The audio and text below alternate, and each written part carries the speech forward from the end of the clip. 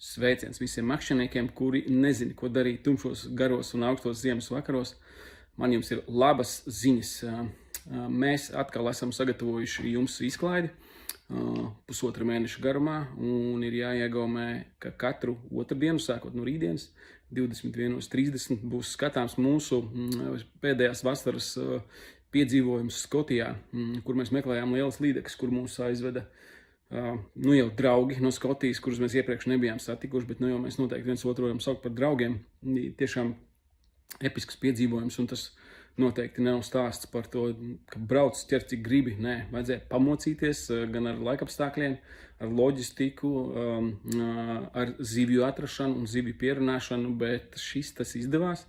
Tā kā es te iemetīšu uzreiz nelielu ieskatu tajā, kā mums gāja, un ja ir sajūta, ka šito gribas redzēt, ir divas iespējas.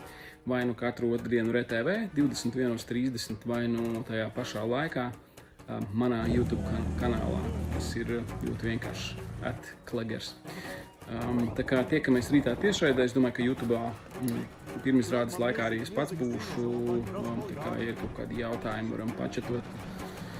Un jā, jebkura atsauksme patīk, nepatīk, vai kaut kādi jautājumi par Skotijā un piedzīvojumiem. Ja tāda rodas, tā kā uzmeklējiet, jebkuru no mums rakstiet, čatojiet, un jā, lai tā augstā un tumšā ziema paiet ātri, tiekamies. Bum! Aizgāja, Laba bija.